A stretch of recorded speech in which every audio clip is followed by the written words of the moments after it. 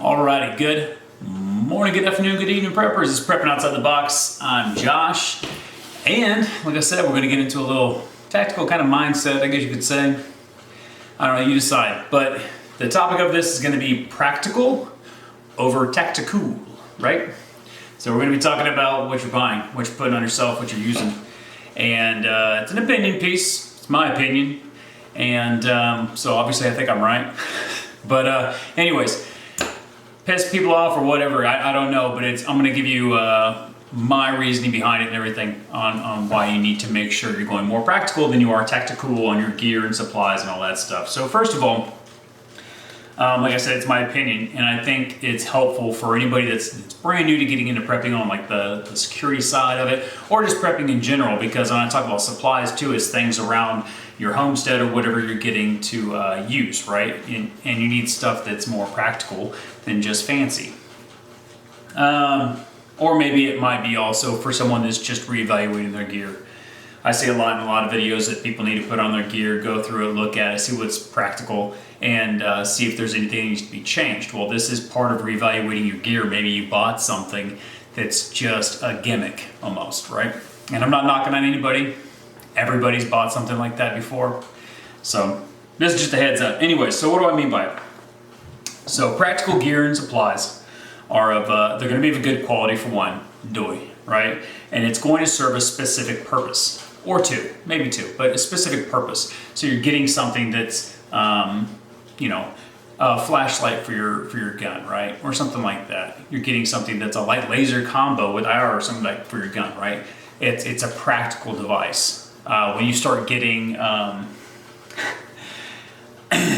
don't know, 15 different sites to put on there, and you've got 3 backup sites. I mean, there's a part where it gets a little overdone. But anyways, it's got a specific purpose. So a purpose.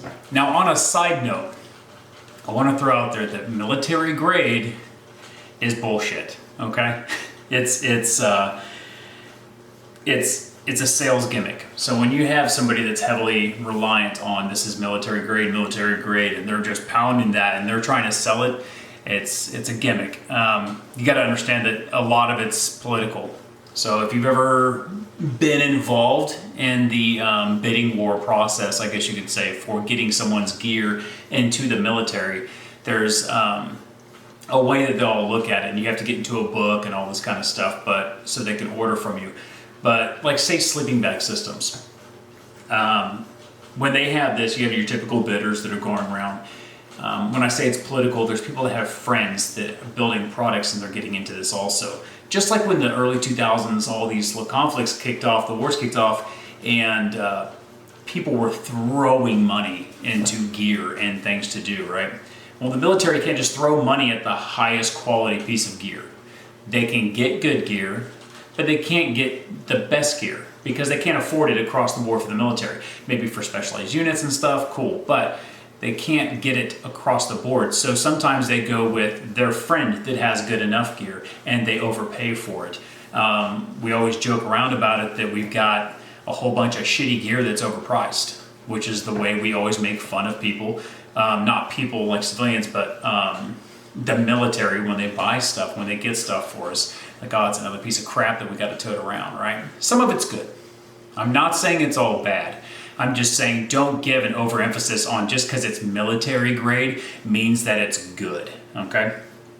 Like I was saying, people back in the day were making anything and everything, trying to get bids in there and trying to get their products in there to the military of any branch, any whatever, just to make a buck, right? And then they also turned around and started selling it to everybody they could just to make a buck. So, back to it, right? Practical gear. Practical gear does not mean that every piece of it, So I don't mean, just because you have 10 things that are practical doesn't mean you have to wear all of them. You're not going to just keep buying practical gear because they all serve a purpose until you're just some giant tactical blob walking around, right? You got to have a limitation on it. So you have to understand what your specific needs are before you go into it, and then you understand that and you fulfill it with practical gear, with stuff that's going to fulfill your purpose of good quality, but not just something that's fancy. You don't need a whole bunch of stuff that can be bottle openers, right? Everything's a bottle opener now, but stuff that works, right? Okay, like I've said it before in another video where we're talking about layering preps, and I know other preppers have said the same thing, have multiple ways. It is good also to have some gear that might serve a dual purpose, just so you can knock it out layering your preps. You want to have multiple ways to be able to do things. So you might have a light that also has a red lens on it or something like that. It's a dual purpose flashlight, really. You have it for regular, white light, and then you have it for that night vision protection, all that kind of stuff, right? Protecting your own night vision and being a little bit more subtle and things like that. So you have dual purposes for gear, and you can look for that. It's still going to be practical gear. It's when you start going a little fancy and you start getting overboard, you start crossing to a Tacticool, and we'll get into that in a second. Actually, we're going to get into it right now. Sorry guys, I'm following notes along. I'm trying to get this out. I've got it's my birthday party, so we got some people coming over, and I told them I'm going to get this out to you guys before we go off celebrating little old man stuff. So anyways, so what's Tacticool? And I want to start off with saying anyone that's touting their status as a quality for their gear, not saying that the gear is bad, but when they're touting their status, I was, this 3-letter agency or this or that or military this or whatever that, right? When they tout their status as a quality for their gear, without talking about the quality of the gear and focusing more on that, they're probably just selling you. It's not saying it's just a complete gimmick. There's still good gear out there, and some people maybe just need the edge, so they're trying to tout that kind of stuff. But if you make a good product, you can sell it without having to do that. Anyways, again, I'm going to go back to a heavy emphasis on that military grade.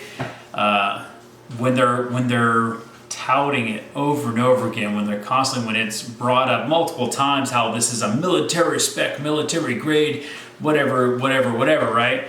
It's you got to look at it this way. I could get something that's made with a certain steel, right? And then this other product that the military does use is made with that same steel. Well, now I could say mine's military grade because I use the same kind of product that they use. So it'd be easy for me to sit there and be like, well, I made this knife that's out of the same steel that they made their bayonet, so I have a military grade knife or whatever it is. And you're starting to tout that kind of stuff. You're starting to use that as a quality when it's really not. Like I said before, just because it's military doesn't mean it's of good quality. A lot of it is what they could afford. Sometimes by the buddy, there's a lot of politics that go into it. I've got friends that have done bidding wars with that, and politics does play a part. But anyways, I don't want to get too far off topic. So military grade doesn't mean that much. Don't put a lot of emphasis on it when you're buying gear. Okay, it's not a quality to me anyways when you're picking something. A big thing, so I'll end on Tacticool with this. Actually, I won't end on it, but because I got something I want to tell you guys about so you can get an idea. But if it starts getting all go-go gadget and like Batman's tool belt, you're probably getting Tacticool, right? You're probably wasting your money, because usually that kind of stuff is overpriced anyways on something you do not need. You know what? Prepper Nation kind of talked about it before too. Now, I'm a huge proponent of having more than I need for medical and things like that. So, I mean, not everybody agrees with each other anyways, but he was talking about $800 IFAKs and stuff, the medical kits. And he's right to the point where not everybody needs it. If you don't know how to use the gear, there's no reason for you to have it. It's almost just like wasted space. Now you're carrying extra weight that you don't need to. So having stuff that you know how to use and can be of practical use for you for whatever your job is or whatever you intend on preparing for could be good. But having more than you can, like he was saying, the $800 IFAK kits, and having, nasopharyngeans, needle Ds, and all this kind of stuff, and not knowing how to use them is a waste of space and weight that's going to be on your body. It's not necessarily Tacticool gear, but it is spending more money than you need on something that's practical for you. I'm going to end on a little story. So I've got an old CEO, an awesome dude, in my last unit actually. And I was making a product when I first got out of the military, and I wanted to make something I thought was just going to be, you know, streamlined, cool, and all this kind of stuff. And I thought it was practical at first. I never really used that word in my mind. I just thought it was something that was useful. And I sat there and showed it to him. I showed a video of me testing out my product and everything for him. And he wrote back, and the first thing he said is, make sure what you're doing is practical for who you're selling it to. Make sure it's useful and practical for who you're selling it to, not just something that looks tactical. And it stuck with me, and I went back to the drawing board and I started going over it again. And I honestly, it was one of those things that it was a borderline product that I was making that I thought was almost too close to tactical over practical. So I scrubbed it. We stopped making it, and we moved on to some other designs and stuff that we were working on. So just as an idea, I mean, you got to be a little ruthless with yourself sometimes. But that's that practical tactical. Try to stay on the practical side. I know everyone wants to look cool and, you know, John Wick or whatever. Or, I don't know, some fancy gear. But get what works for you. Get what's practical. Don't just buy stuff because it's gimmicky. Okay. Until tomorrow. I'm not sure what we're gonna get into, but I'll be here. So see you in the morning for the goat.